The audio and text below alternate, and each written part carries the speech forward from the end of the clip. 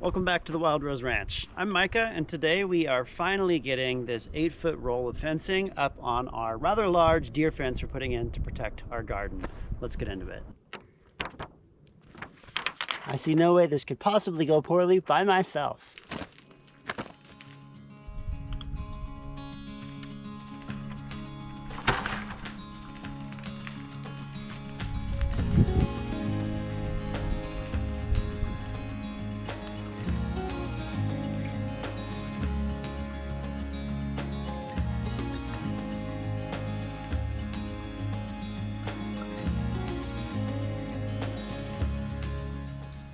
I'm just cutting these cross members here so that I can strip these off and be left with a long single piece of wire that I can use to do my termination knots on the first pole we're going to tension off of. And I don't have a smaller pair of bolt cutters, so please laugh at me in the comments.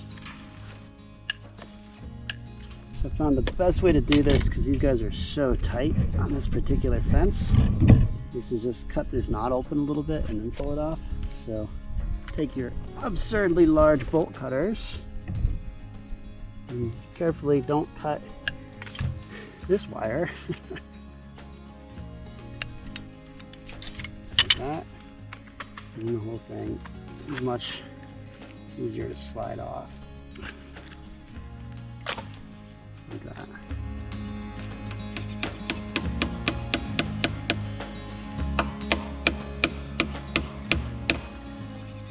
So I've just got this fence paneling secured to this post, bottom, middle, and top, roughly.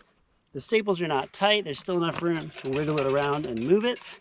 I got my tail end, and what we're going to be doing with each one of these is wrapping all the way around the post and tying off to itself here. So what I'm doing is just trying to get really firm angles going around this square post.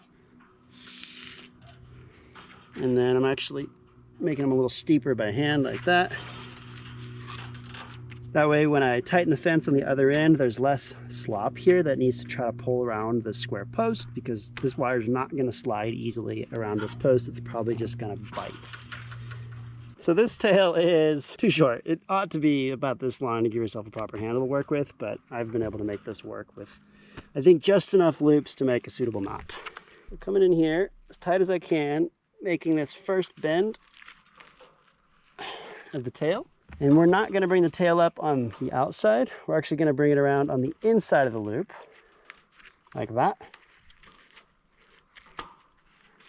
So once we go around the inside, we're going to go up the pole, and then wrapping back around this wire, not this wire, but this wire, we're going to go down the pole.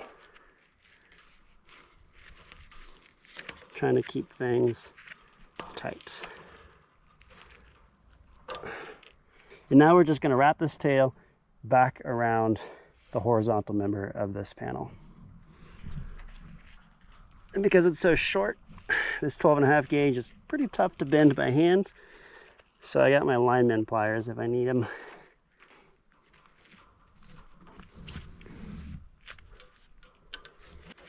It's probably a really terrible camera shot.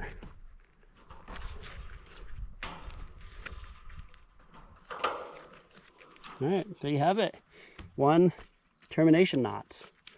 I'm doing this instead of the T-style gripples, just because those gripples are several dollars a piece and I need a lot of them. So I decided to go with these termination knots. Hopefully that works.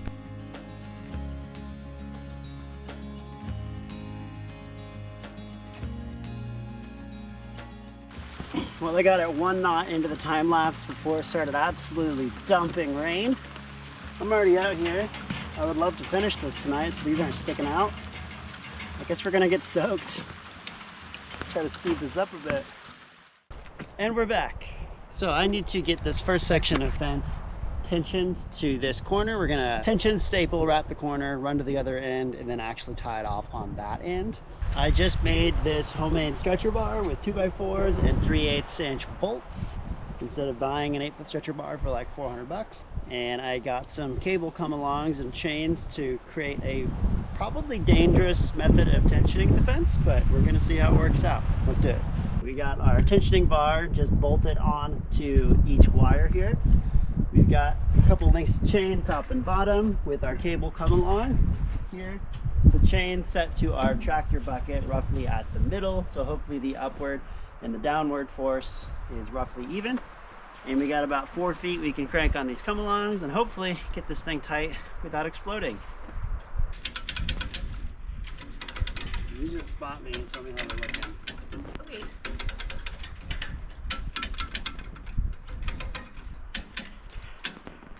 So it's lifting the bottom more, I think because of how high we are.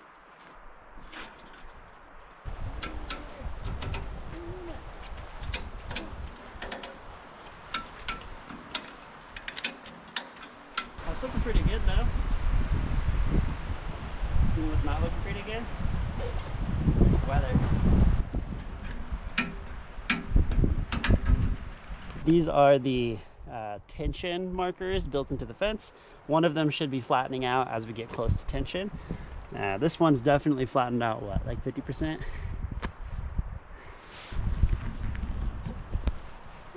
We're gonna go ahead and staple it down all the posts here. We're gonna staple the corner and then just wrap around the corner and tension again without cutting on this side.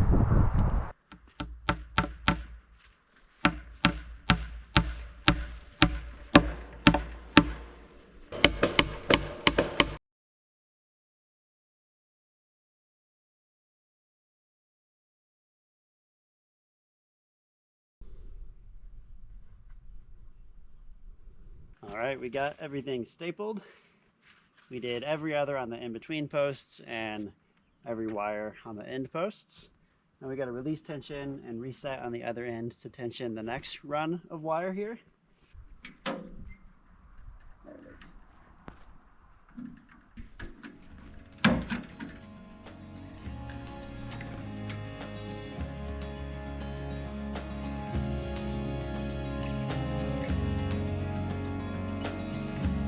The camera died while we were unrolling the fence.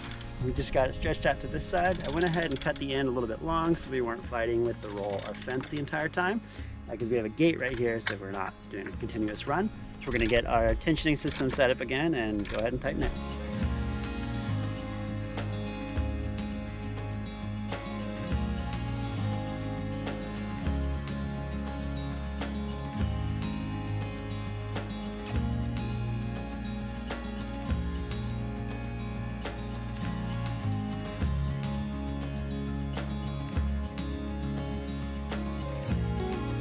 So we had to raise the tractor bucket quite a bit because we're on a grade and the wire was bunching up all weird over there. So we raised it up about 2 feet on this end. We're gonna tension it to start to secure it on that end. And as we work our way down securing it, we're gonna drop the bucket of the tractor until we can secure this end finally. I think that's the best way to get over a slope like this.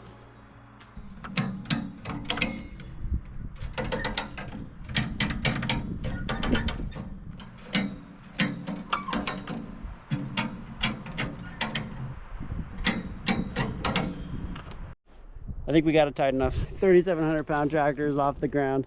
So we better get this tightened before we stress the front axle too much.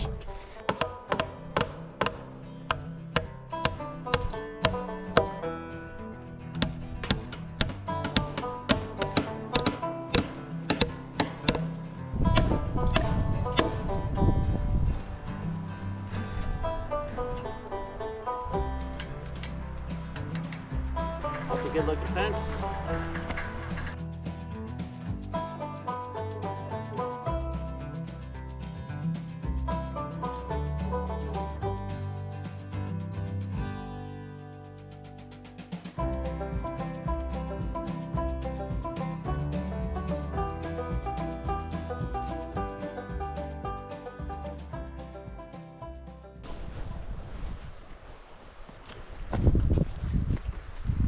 With that rainbow, God promised that he would never make mankind make another 8-foot fence again. Amen. So what I'm doing, we stapled this whole thing and I'm going ahead and cutting off this vertical strip while we're at tension because it's easier to cut. And then we'll slacken tension, slide this off, and I'll tie my knots I know these staples will hold at least short-term for tension. I just want to get a knot on so that we don't lose all the tension over time. So I just got a knot cut one of the wires under tension. I did go to the store and try to buy smaller bolt cutters last night, and they didn't have any. So we're using these comically large bolt cutters. These Harbor Freight come-alongs actually work great. They're like 30 bucks a piece. These are 1-ton come-alongs, and they have worked perfectly. Harbor Freight is awesome for some very specific things and horrendous for just about everything else. Just gotta get this guy popped off. You can tie your knots, go have dinner.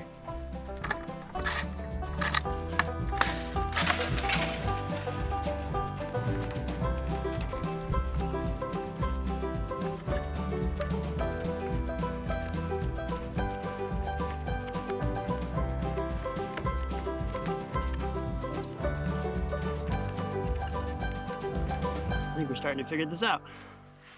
Well, we're out here getting the second half tension, but the weather sucks too much to really want to film, so I'm just going to time lapse this and bust it out real quick.